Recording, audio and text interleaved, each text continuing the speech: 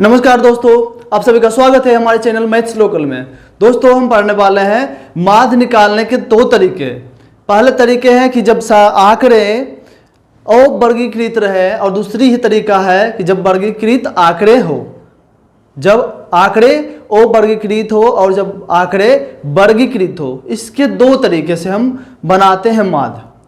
तो दो तरीके क्या है, एक तो समांतर माध्य है जिसमें कि सिंपल सा क्वेश्चन दिया रहता है माध्य का, लेकिन जो अदरवाइज दूसरा माध्य विधि है, प्रत्यक्ष विधि, कल्पित माध्य विधि, पग विचलन विधि, इसके लिए हमें थोड़ा सा बड़े सी मान की जरूरत होती है।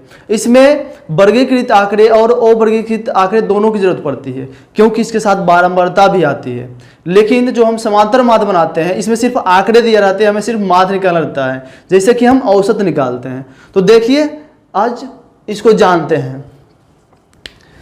तो समांतर माध्य, इस समांतर माध्य, इससे पहले भी हम देखे थे। समांतर माध्य क्या होती है कि एक सिंपल सा आंकड़ा दिया रहता है, उसकी हम निकालते हैं माध्य। प्रेषणों की संख्या, प्रेषणों का योग बटे में प्रेषणों की संख्या। प्रेषण मतलब क्या, जो आंकड़ा दिया है उसको ही प्रेषण बोलते हैं।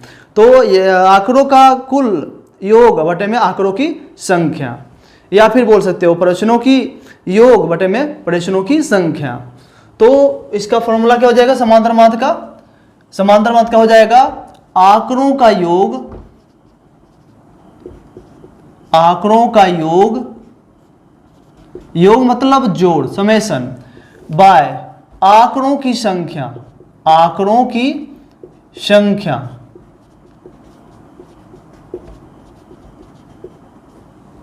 जैसे कि हम एक एग्जाम्पल लेते हैं। एग्जाम्पल में क्या लेते हैं, कुछ भी आंकड़ा ले लीजिए, 2, 5, 7, 20, 50, 75, 15।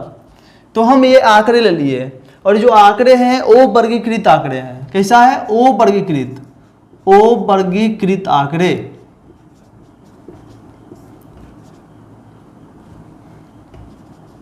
ओ वर्गीकृत आंकड़े हैं।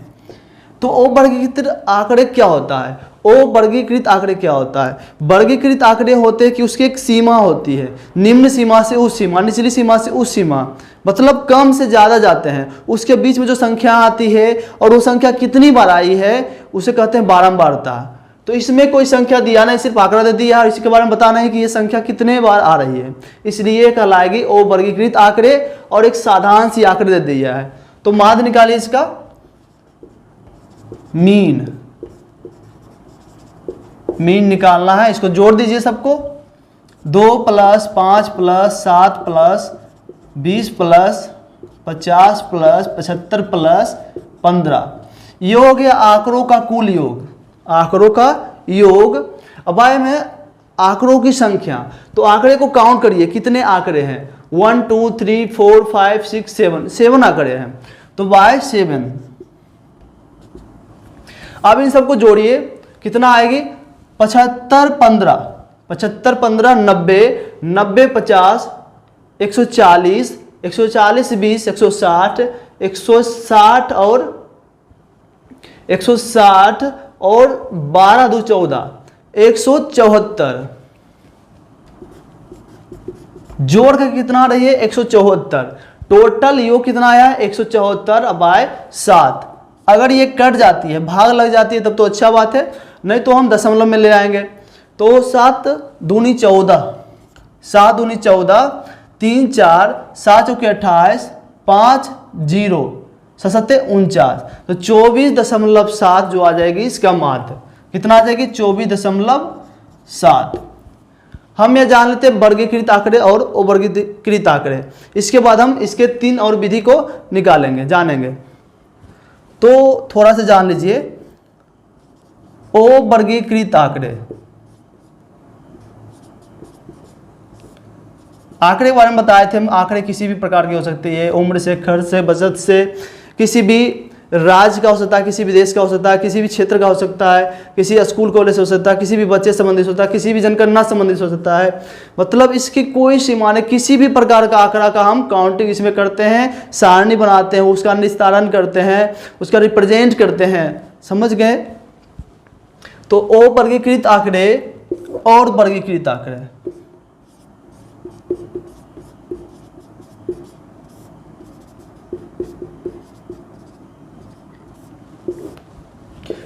Unclassified data and classified data. Unclassified data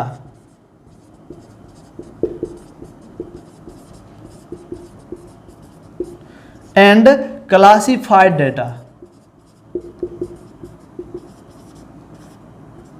नाम सुनकर ही लग रहा है कि दोनों चेंज है।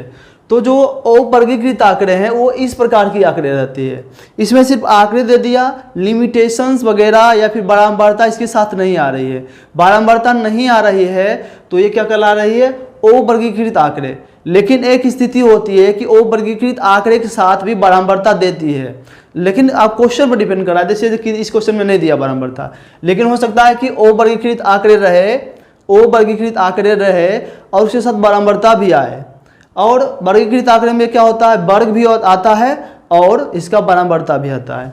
तो देखिए अवर्गीकृत आंकड़े में क्या दिखाता है कि एक तरफ चर ले लेता है या कुछ भी चर में ले लिया, मद बोल दिया इसको, इसमें उम्र बोल दिया,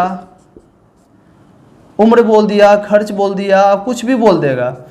आपको क्या देगा? सिर्फ इस तरीके की संख्या में देगा, वर्ग में नहीं देगा।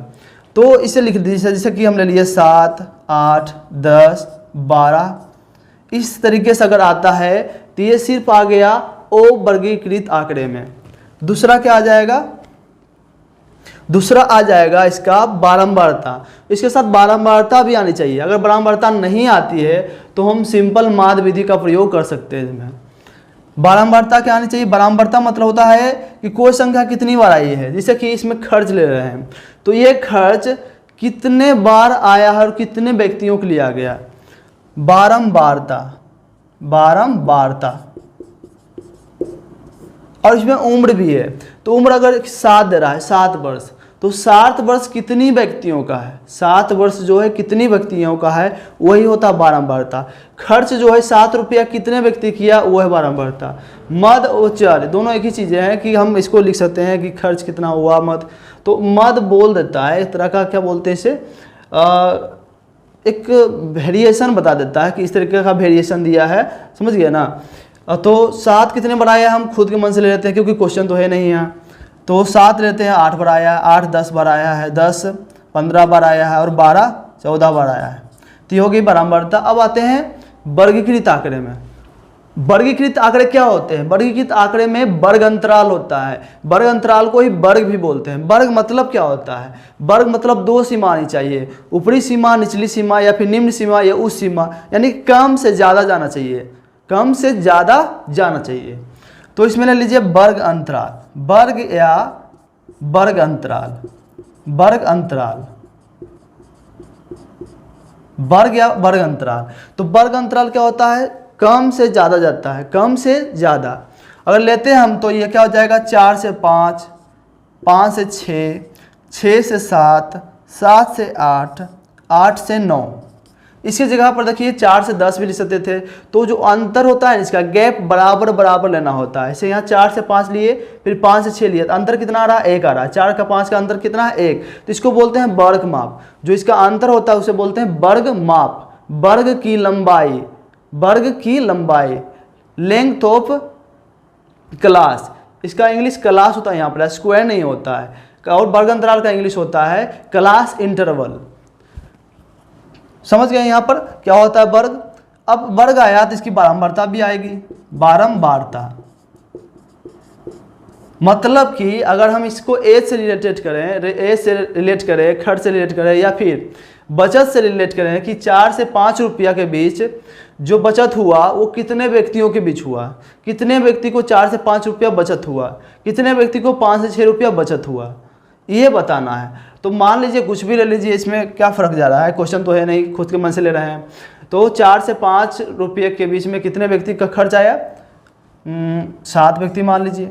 5 से 6 रुपया 8 व्यक्ति, 6 से 7 रुपया 9 व्यक्ति, 7 से 8 रुपया 15 व्यक्ति, 8 से 9 रुपया 20 व्यक्ति।